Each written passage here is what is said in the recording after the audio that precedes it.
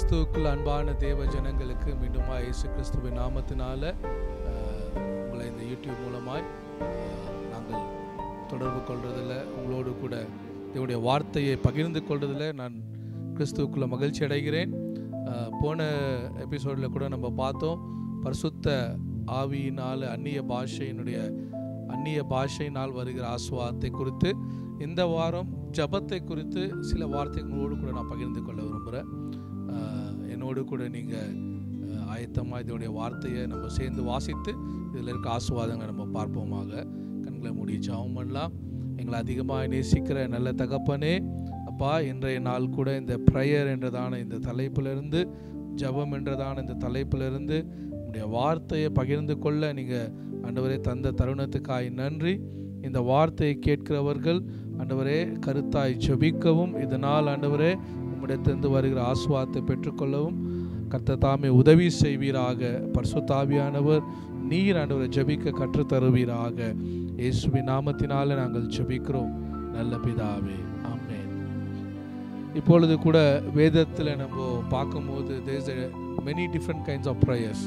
ஜெபம் என்று நம்ம ஒரு தலைப்பில் பார்க்கும்போது நிறைய விதமான ஜெபங்கள் உண்டு. ஆனால் இன்றைக்கு நான் உங்களோடு கூட சில குறிப்புகளை பேச விரும்புகிறேன். முதலாவது, எப்படி நம்ம கிராட்டிடியூடோடு நம்ம ஜெபிக்கிறது, தேவனுக்கு நன்றியுள்ள இருதயத்தோடு நம்ம எப்படி ஜெபம் பண்ணுறது.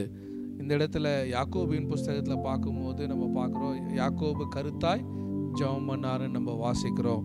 யாக்கோபின் புஸ்தகத்திலேருந்து நான் உங்களுக்கு வாசிக்க விரும்புகிறேன். யாக்கோபு 5ஆம் அதிகாரத்தில் 13ஆம் வசனத்திலிருந்து, உங்களில் ஒருவன் துன்பப்பட்டால் ஜெபம் பண்ண கடவான், ஒருவன் மகிழ்ச்சியாக இருந்தால் சங்கீதம் பாட கடவான்.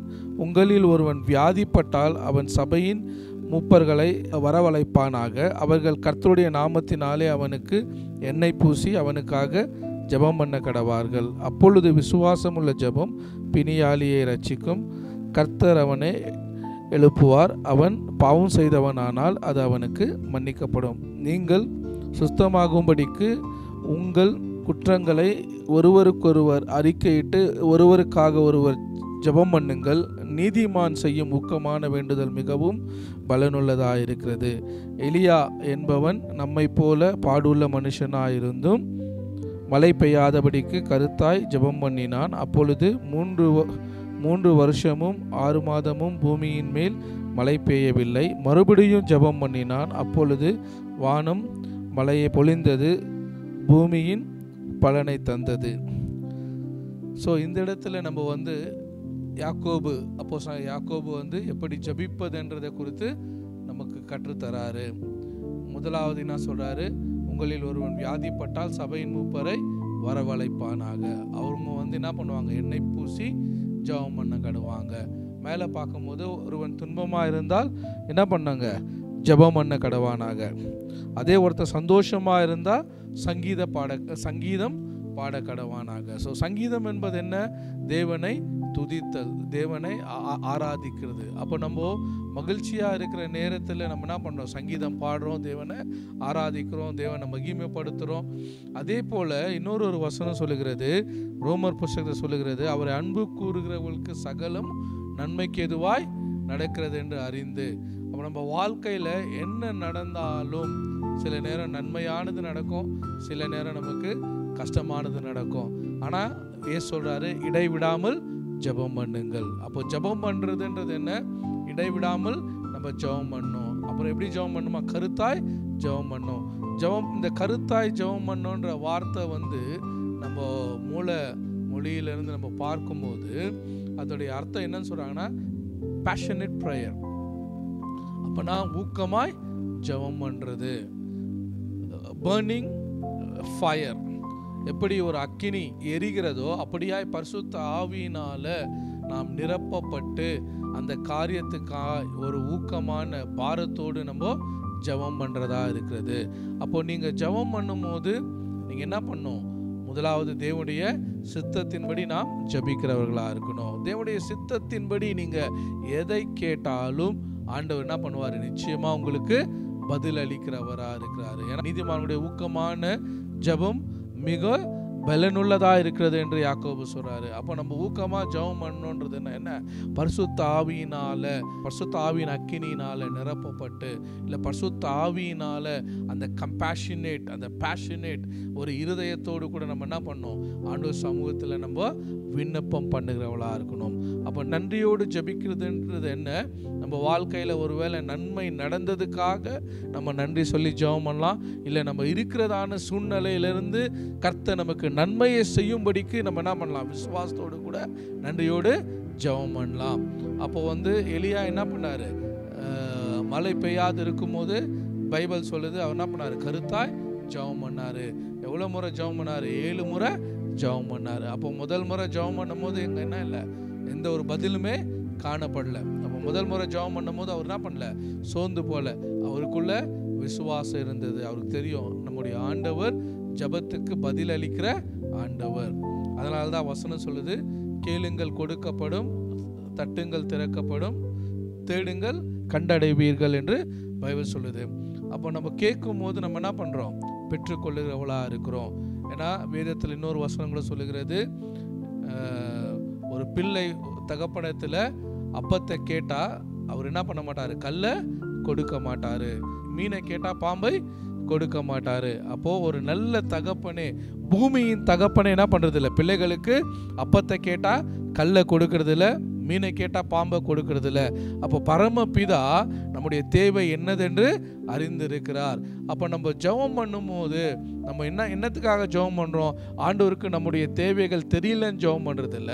Prayer is the communication towards the living God. ஜீவிக்கிற தேவனோடு உள்ளதான ஒரு சம்பாஷணை. ஆண்டவருக்கு நம்ம என்ன பண்ணுறோம்? நம்ம இருதயத்தை தெரியப்படுத்துகிறோம். Because not all prayers are in right motivated. நிறைய பேருடைய ஜெபங்கள் என்ன இல்லை, அது சரியான மோட்டிவேஷனாக இல்லை. நம்ம சரியான ஒரு மோட்டிவேஷனில் ஜெபிக்காத போது, ஒரு தெளிந்த சிந்தையாய் கபடற்ற இருதயத்தோடு நம்ம ஜெபம் பண்ணாத போது என்ன நடக்குது? நம்ம ப்ரேயர்ஸ் நேரம் ஆன்சர் இல்லாமல் போகுது. ஏன்? செல்ஃபிஷ் ப்ரேயருக்கு என்றைக்குமே என்ன இல்லை, ஆன்சரு கிடையாது. அப்போது நம்ம ஜெபம் பண்ணுறது எப்படி இருக்கணும்? வேத வசனத்துக்கு ஒத்து போனதாக இருக்கணும். தேவ சித்தத்துக்கு அது சரியாக இருக்கணும். வேதத்தில் பார்க்குறோம், அன்னாள் என்ன பண்ணாங்க? ஜெபம் பண்ணாங்க. அன்னாள் தேவாலயத்தில் போய், சாமுவேல் புஸ்தகத்தில் பார்க்குறோம், 1ஆம் அதிகாரத்தில் பார்க்குறோம், அவங்க என்ன பண்ணாங்க? தேவாலயத்தில் போய் அன்னாள் மனம் கசந்து தேவ சமூகத்தில் அழுது ஜெபம் பண்ணாங்க. அவங்களுடைய வார்த்தை ரொம்ப அதிகமாக இல்லை, சத்தமாக இல்லை. அவங்க ஜபிக்கிறது கூட அங்கேருந்து ஆசாரியனான ஏலிக்கு என்ன பண்ண முடியல, அதை தெரிந்து கொள்ள. அவங்க ஜெபம் பண்ணுறாங்கன்றது அங்கேருந்து ஆசாரியர் கூட தெரியல. ஆனால் அவங்களுடைய இருதயத்தை தேவ சமூகத்தில் ஊற்றினார்கள் என்று வேதம் சொல்கிறது. அப்போ சில நேரம் நீங்கள் ஆண்டவரிடத்தில் நீங்கள் பண்ணுறதான ஜெபம், ஆண்டவருக்கு நீங்கள் ஏறெடுக்கிறதான உங்களுடைய ஜெபம் தூபம் போல இருக்கிறது. அது ஒருவேளை மனுஷருக்கு அது தெரியாமல் இருக்கலாம். உடனே உங்களுடைய இருதயத்தினுடைய வேதனைக்கு பதில் வராமல் இருக்கலாம். ஆனால் நல்லா தெரிஞ்சுக்கங்க, உங்களுடைய ஜெபங்கள் வீணாய் போவதில்லை. ஏன்னா நீதிமான் செய்யும் ஊக்கமான பிரார்த்தனை அது மிகவும் பலனுள்ளதாக இருக்கிறது. அப்போ நீதிமான் செய்யும் ஊக்கமான வேண்டுதல் அது மிகவும் பலன் உள்ளதாக இருக்கிறது. அன்னால் அன்றைக்கு என்ன பண்ணாங்க? ஆண்டவர் சமூகத்தில் ஒரு பொருத்தனை பண்ணாங்க. அவங்க இருதயத்தை ஊற்றுனாங்க. அவங்க சொன்னாங்க, ஆண்டவரே நீங்கள் எனக்கு ஒரு பிள்ளையை கொடுப்பீங்கன்னா அந்த பிள்ளையை நான் உங்களுக்கு கொண்டு வந்து தருவேன். அப்போ அந்த ஜெபம் எப்படி இருந்தது? ஆண்டவருக்கு மாத்திரம்தான் தெரியும். அவங்க பண்ணதான ஜெபம் ஆண்டவருக்கு மட்டும்தான் தெரியும். அப்போ சில நேரம் ஜெபம் என்பது சத்தமாக நம்ம கத்தி ஜெபம் பண்ணுறதுனால உங்களுடைய ப்ரேயர் ஹோலி ஸ்பிரிட்டில் நிறைந்து ஜெபம் பண்ணீங்கன்னு அர்த்தம் இல்லை. இல்லை நம்ம 2 மணி நேரம் ஜெபம் பண்ணதுனால நம்ம ஜெபம்லாம் கேட்கப்பட்டதுன்னு இல்லை. அஃப்கோர்ஸ் 2 மணி நேரம் கூட நம்ம ஜெபம் பண்ண ஆண்டு கேட்குறாரு. ஆனால் நீங்கள் ஜெபிக்கும் போது நீங்கள் என்ன பண்ணணும்? பரிசுத்த ஆவியினால் நடத்தப்படணும். பரிசுத்த ஆவியானவர் என்ன பண்ணணும்? உங்களை ஜெபத்தில் நடத்துறதுக்கு உங்களை ஒப்பு கொடுக்கணும். கருத்தாய் ஜெபிக்கிறதுக்கு நீங்கள் ஆவியானோட ஹெல்ப்பை நீங்கள் கேட்கணும். அப்போது நீங்கள் கருத்தாய் ஜெபம் பண்ணும்போது ஆண்டவர் அந்த ஜெபத்துக்கு பதில் அளிக்கிறவராக இருக்கிறார். அன்னாளுடைய ஜெபத்துக்கு ஆண்டவர் என்ன பண்ணார்? பதில் அளித்து சாமுவேலை அவங்க வாழ்க்கையில் கொடுத்தாரு. இன்னைக்கு கூட ஒருவேளை உங்களுடைய ஜெபங்கள் என்ன இன்னும் பதில் வரலையே, ஆண்டவர் வந்து இவ்வளோ நாள் எங்கள் ஜபத்துக்கு பதில் தருவாரா இல்லையான்னு சோர்ந்து போய் இருந்தீங்கன்னா இன்னைக்கு நான் சொல்கிறேன், நீங்கள் சோர்ந்து போகாதீங்க. சங்கீதத்தில் சொல்கிறபடி உங்களுடைய ஒவ்வொரு கண்ணீரும் துருத்தியில் வைக்கப்பட்டிருக்கிறது. வேதம் சொல்லுகிறது, உங்களுடைய கண்ணீரெல்லாம் துருத்தியில வைக்கப்பட்டிருக்கு, அவருடைய கணக்கில் வைக்கப்பட்டிருக்கு. ஏன்? அந்த ஒவ்வொரு கண்ணீர் துளிக்கும் கர்த்தர் அவர் இரட்டிப்பான பலனை, அவர் பதிலை கொடுக்க அவர் உண்மையுள்ள தெய்வமா இருக்கிறார். அதனால உங்க ஜெபம் வீணாய் போவதில்லை. நீங்க ஜெபிக்கிறதுல சோர்ந்து போவாதீங்க. என்ன சூழ்நிலையா இருந்தாலும் நீங்க என்ன பண்ணுங்க, அமர்ந்திருந்து தேவ சமூகத்தில் உங்க இருதயத்தை ஊற்றுங்க. கர்த்தர் சகலவற்றையும் நன்மைக்கு எதுவாய் செய்கிறவரா இருக்கிறார். அப்படின்னா என்ன? இப்போ உங்க லைஃப்ல நடக்கிற விஷயங்கள் ஒருவேளை நல்லது மாதிரி இல்லாம இருக்கலாம், எல்லாமே உங்களுக்கு நெகட்டிவா போகலாம், உங்களை சுற்றி எல்லாமே வந்து கஷ்டமா இருக்கலாம். ஆனா நீங்க அந்த சூழ்நிலை நீங்க பண்ண வேண்டியது ஒண்ணுதான். என்ன?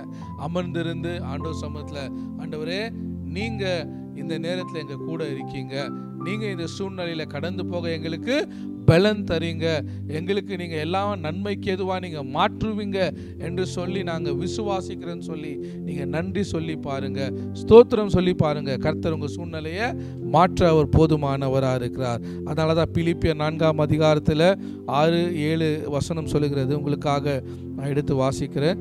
நீங்கள் ஒன்றுக்கும் கவலைப்படாமல் எல்லாவற்றையும் குறித்து உங்கள் விண்ணப்பங்களையும் ஸ்தோத்திரத்தோட கூடிய ஜபத்தினாலே வேண்டுதலினாலும் தேவனுக்கு தெரியப்படுத்துங்கள். அப்பொழுது எல்லா புத்திக்கும் மேலான தேவ சமாதானம் உங்கள் இருதயங்களையும் உங்கள் சிந்தனைகளையும் கிறிஸ்து இயேசுக்குள்ளாக காத்துக்கொள்ளும். இங்க வந்து பைபிள் சொல்லுது, நீங்க எல்லாவற்றையும் என்ன பண்ணுங்க, கர்த்தருக்குள் எப்பொழுதும் சந்தோஷமா இருங்கள் என்று மறுபடியும் சொல்லுகிறேன். ஏன்னா இங்க பைபிள் சொல்லுது, நீங்க ஒன்றுக்கும் கவலைப்படாம எப்பொழுதும் நீங்க சந்தோஷமா இருக்கும்போது எல்லாவற்றையும் குறித்து உங்கள் விண்ணப்பங்களையும் ஸ்தோத்திரத்தோட கூடிய ஜபத்தினாலும் வேண்டுதலினாலும் தேவனுக்கு தெரியப்படுத்துங்கள். இங்க பவுல் சொல்றாரு, நீங்க எப்பொழுதும் சந்தோஷமா இருங்கன்னு சொல்றாரு. அடுத்து சொல்றாரு, எல்லாவற்றுக்காக என்ன பண்ணுங்க, ஸ்தோத்திரம் பண்ணுங்கன்னு சொல்றாரு. அப்ப நீங்க சந்தோஷமா இருக்கிறது தான் பிசாசுக்கு பிடிக்காத ஒரு விஷயம். நம்ம வாழ்க்கையில் நம்ம சந்தோஷமா இருக்கிறது தான் பிசாசுக்கு பிடிக்காத விஷயம். எப்போ நமக்கு சந்தோஷம் வரும்? யோசிச்சு பாருங்க, கொஞ்சம் யோசிச்சு பாருங்க. நம்ம வாழ்க்கையில பிரச்சனை இருக்கு. மார்க் 11ஆம் அதிகாரத்தில் சொல்லப்படுறது போல மலை போல பிரச்சனை இருக்கு, காற்றை போல பிரச்சனை இருக்கு, புயலை போல பிரச்சனை இருக்கு, அக்கினியின் நடுவில் நம்ம போடப்பட்டு இருக்கிற போல ஒரு பிரச்சனை இருக்கு. இப்படிலாம் இருக்கும்போது நம்ம என்ன ஆகிறோம், நம்ம இருதயம் கலங்குறது. நம்ம சூழ்நிலை நமக்கு ரொம்ப டஃப்பாக இருக்கும்போது நம்முடைய ஜபங்கள் கேட்கப்பட்டதா என்ற ஒரு சந்தேகமும் கேள்வியும் நமக்கு வருகிறது. ஆனால் இங்கே பவுல் சொல்றாரு, நீங்கள் எதை குறித்து என்ன பண்ணாதீங்க, கவலைப்படாதீங்க. நீங்கள் ஒன்றுக்கும் கவலைப்படாமல் எல்லாவற்றையும் குறித்து, அப்படின்னா என்ன நடந்தாலும் சரி, உங்களை சுற்றி என்ன நடந்தாலும் சரி, நீங்கள் ஆண்டவரை ஸ்தோத்திரம் பண்ணி பாருங்க, ஆண்டவருக்கு நீங்கள் நன்றி சொல்லி பாருங்க. ஆண்டவரே, இப்போ இருக்கிற இந்த சூழ்நிலை எனக்கு நிரந்தரமானதல்ல, என்னுடைய சூழ்நிலையை நீங்க மாற்றி அமைத்து இருக்கீங்க, என்னுடைய பலவீனம் எனக்கு நிரந்தரமானதல்ல, நீங்க உங்களுடைய தழும்புகளால என்ன சுகமாக்கி இருக்கீங்க, நான் இன்னைக்கு இதை நான் விசுவாசித்து நான் ஜெபம் பண்றேன்னு சொல்லி நீங்க ஜெபம் பண்ணி பாருங்க. அந்த ஜெபம் மிகவும் பலனுள்ளதா இருக்கிறது. உங்க விண்ணப்பங்களோடு கூட நீங்க ஆண்டவருக்கு வந்து நன்றி பலிகளை ஏறெடுக்கும் போது அந்த இடத்துல என்ன நடக்கும்னா, முதலாவது ஆன்சர் உங்களுக்கு வர்றதுக்கு முன்பதாக உங்க புத்திக்கும் மேலான தேவ சமாதானம் முதலாவது வருகிறது. அப்படின்னா என்ன? நம்முடைய இயற்கையான சூழ்நிலையை பார்க்கும்போது, இல்லை நம்முடைய நேச்சுரல் சுச்சுவேஷன்ஸை, நம்ம சுற்றி இருக்கிற சூழ்நிலையை பார்க்கும்போது நமக்கு என்ன இருக்காது, சமாதானம் இருக்காது. இயேசு கிறிஸ்து படகுல போயின்னு இருந்தாரு. படகுல போயின்னு இருக்கும்போது அவங்க 12 சீஷர்களும் போயின்னு இருந்தாங்க. ஆனால் அந்த இடத்துல நம்ம பார்க்குறோம், ஒரு பெரிய புயல் காற்று வந்தது. வரும்போது அங்கே இருந்த சீஷர்கள்லாம் என்ன ஆனாங்க, பயந்தாங்க. பயந்து நடுங்கி ஓடி வந்து என்ன பண்ணாங்க, இயேசு கிறிஸ்துவை எழுப்புனாங்க. அவர் என்ன பண்ணாரு, அவரு நித்திரையா இருந்தார்னு பைபிள் சொல்லுது. எப்படி அவர் நித்திரையா இருந்தார்? அவரை சுற்றி அவ்வளோ பிரச்சனை இருக்கு, எல்லாரும் வந்து பயந்து கலங்கி நடுங்கி இருக்கிறாங்க, திகிலோடு இருக்கிறாங்க, மரித்து போறோன்ற ஒரு பயம், மரண பயம் இருக்கு சீஷர்களுக்கு. ஆனா இயேசு நித்திரையா இருந்தான்னு பைபிள் சொல்லுது. ஏன்? அவருக்கு தெரியும் அவர் அக்கறைக்கு போக வேண்டும் என்பது தேவனுடைய சித்தமா இருக்கிறது. அப்போ சில நேரம் நம்ம வாழ்க்கையில நம்ம வந்து பிரச்சனையின் நடுவில் நம்ம ஜெபம் பண்ணும்போது முதலாவது நமக்கு என்ன வரும்?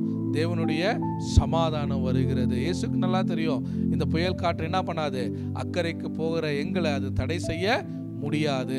நாங்கள் செய்ய வேண்டிய வேலையை, எங்களுக்கு வர வேண்டிய காரியத்தை இந்த புயல் எங்களை தடுக்க முடியாதுன்றது அவருக்கு நல்லாக தெரியும். அதனால தான் அவர் நித்திரையாக இருந்தார், சமாதானமாக இருந்தார், ரெஸ்டில் இருந்தார்.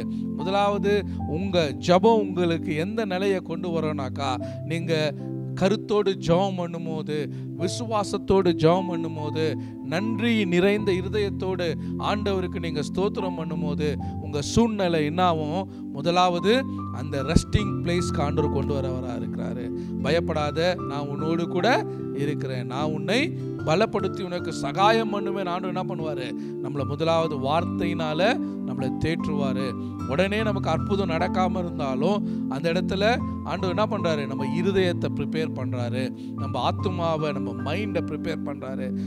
Fear not, I'm with you, நான் உன்னோடு கூட இருக்கிறேன்னு சொல்லி ஆண்டவர் என்ன பண்ணுறாரு? அந்த இடத்துல ஒரு ரெஸ்டிங் பீஸ் ஆஃப் மைண்டை நமக்கு கொடுக்கிறவராக இருக்கிறார். அதான் இங்கே பவுல் சொல்கிறாரு, நீங்கள் விண்ணப்பங்களோடு ஸ்தோத்திரங்களோடு நீங்கள் என்ன பண்ணுங்க? எல்லாவற்றுக்காக ஆண்டவரை ஸ்தோத்திரம் பண்ணுங்க, உங்கள் இருதயம் கலங்காதிருப்பதாக. நீங்கள் அப்படி செய்யும் போது புத்திக்கும் மேலான சமாதானம் வருகிறது. அப்போ உங்களை சுற்றி புயல் இருந்தாலும், மரணத்துக்கு எதுவான ஒரு சூழ்நிலை இருந்தாலும், தீமையான ஒரு சூழ்நிலையா இருந்தாலும், இயேசு உடனே என்ன பண்ணாரு? எழுந்து நின்று அந்த புயல் காற்றை அவரு அதட்டினார். அதட்டி சொன்னாரு, நீ இறையாதே, அமைதலாயிருன்னு சொல்லி. அதே போல தான் நம்ம ஜெபம் என்ன பண்ணோம்? நம்ம அந்த சூழ்நிலையின் நடுவில் கூட நமக்கு ஒரு சமாதானத்தை, ஒரு ரெஸ்டிங் மைண்டை ஆண்டவர் நமக்கு கொடுக்கிறவராக இருக்கிறாரு. அடுத்து நமக்கு இருக்கிற அந்த சூழ்நிலையை கர்த்தர் மாற்றி அமைக்கிறவராக இருக்கிறாரு. அதனால உங்கள் இருதயம் கலங்காம நீங்க என்ன பண்ணுங்க? ஆண்டவருக்கு நன்றி நிறைந்த இருதயத்தோடு கூட ஸ்தோத்திரம் பண்ணி பாருங்க. இன்னொரு வேதத்தில் இன்னொரு சம்பவத்தை நம்ம பார்க்கிறோம். இன்னொரு சம்பவம் நம்ம பார்க்கும்போது லூக்கா 17ஆம் அதிகாரம் 11லேருந்து 18ஆம் வசனம் வரைக்கும் பார்க்கும்போது 10 குஷ்டரோகிகள் என்ன பண்ணாங்க? அவங்க கடந்து போய் கொண்டு இருந்தாங்க. அப்படி போய் கொண்டு இருக்கும்போது அந்த வழியில இயேசு கிறிஸ்து என்ன பண்ணாரு? அவங்கள பார்த்து சுகமாக்குனாரு. சுகமாக்கும் போது 10 பேரும் சுகமாய் போனாங்க. ஆனா அதுல ஒருத்த மட்டும் திரும்பி என்ன பண்ணா? ஆண்டவருக்கு நன்றி சொன்னான். இயேசு கிறிஸ்துவுக்கு என்ன பண்ணாரு? ஒரு குஷ்டரோகி மட்டும் திரும்பி நன்றி சொன்னான். நன்றி சொல்லும் போது அப்போ இயேசு கேட்டாரு, உன் கூட இன்னும் 9 பேர் எங்கன்னும் போது அவங்க போயிட்டாங்க. இன்னைக்கு நிறைய பேர் அற்புதத்தை பெற்றுக்கொண்டு என்ன பண்றாங்க? போயிடுறாங்க. ஆனா சில பேர் மட்டும்தான் அந்த அற்புதத்தை பெற்றுக்கொண்டதான இயேசுவிடத்துல மீண்டும் திரும்பி வராங்க. நம்ம கூட நம்ம வாழ்க்கையில பிரச்சனை நேரத்துல மட்டும் ஆண்டவரை தேடுறவங்களா இருக்கக்கூடாது, ஜபிக்கிறவங்களா இருக்கக்கூடாது.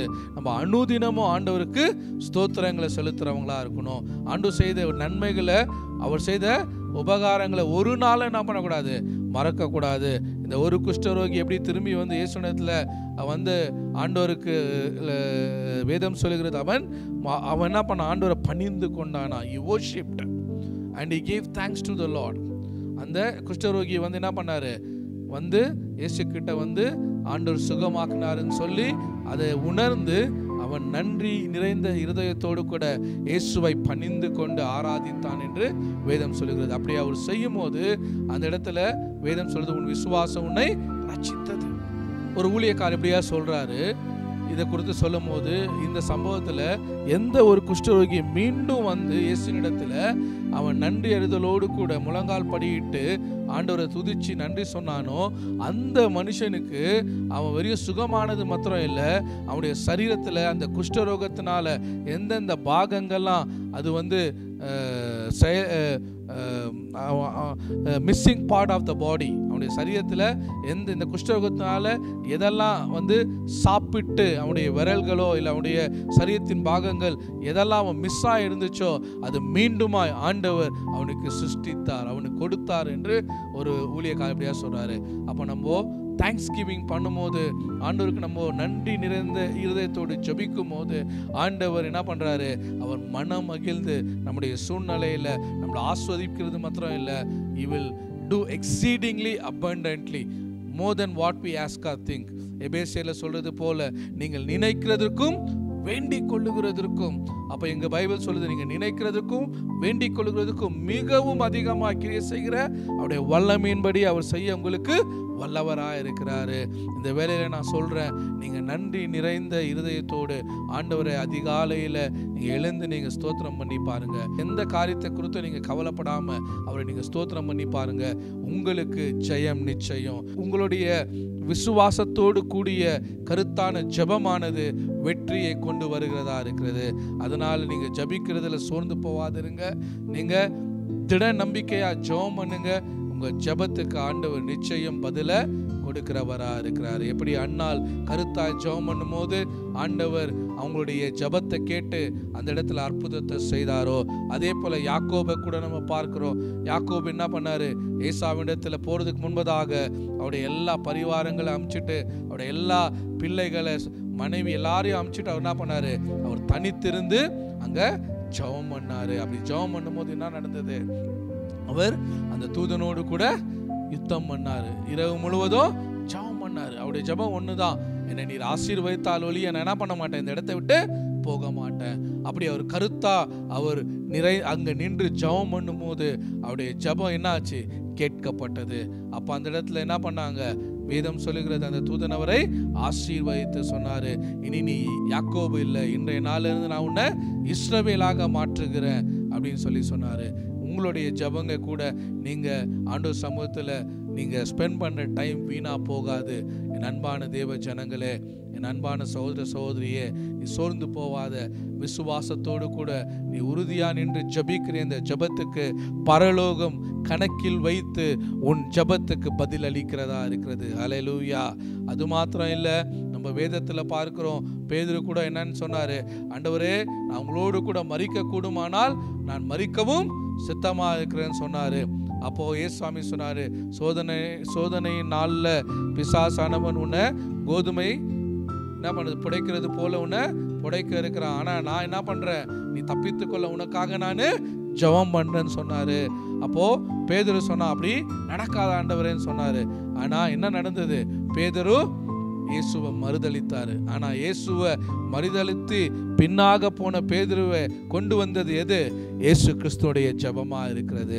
இயேசு கிறிஸ்து என்ன பண்ணார், பேதுருக்காக கருத்தா ஜெபம் பண்ணாரு. அந்த சோதனையிலிருந்து தப்பித்து கொள்ள வழி செய்யறதுக்காக ஜெபம் பண்ணாரு. அந்த ஜெபந்தான் பேதுருக்குள்ள மனம் திரும்புதலை கொண்டு வந்தது. இன்னைக்கு நீங்க கூட ஒரு வேளை நினைக்கலாம், என் புருஷனுக்காக நான் ஜெபம் பண்ண இருக்கேன், என் பிள்ளைகளுக்காக ஜெபம் பண்ண இருக்கேன், என் குடும்பத்துக்காக ஜெபம் பண்றேன், அநேக பேர் என் குடும்பத்துல ரட்சிக்கப்படணும் ஜெபம் பண்றேன், ஆனா இன்னும் ஒரு மாற்றமே வரலையே, அவங்க இன்னும் மனம் திரும்புதலே, இன்னும் அவங்க பாவத்திலையும் உலகத்துல இருக்காங்களே என்று சோர்ந்து போயிருக்கீங்களா? கவலைப்படாதுங்க, எல்லாவற்றுக்காகவும் ஆண்டவரை ஸ்தோத்திரம் பண்ணுங்க. எப்படி இயேசுவினுடைய ஜெபம் பேதுருவை மனம் திரும்ப செய்ததோ, அதே போல உங்களுடைய ஜெபம் ஒரு நாள் உங்க குடும்பத்துல ரட்சிப்பை, உங்க கணவருக்கு, பிள்ளைகளுக்கு, உங்க குடும்பத்தினருக்கு ரட்சிப்பை கொண்டு வர இந்த ஜெபம் வல்லமை உள்ளதா இருக்கிறது. ஹல்லேலூயா. அதனால நீங்க ஜெபம் பண்றதை விட்டு விடாதீங்க. நீங்க உறுதியா நின்று ஜெபம் பண்ணுங்க. உங்க ஜெபத்துக்கு ஆண்டவர் 100 மடங்கு பதில் தருகிறவரா இருக்கிறார். ஜெபத்தோடு கூட விசுவாசிங்க.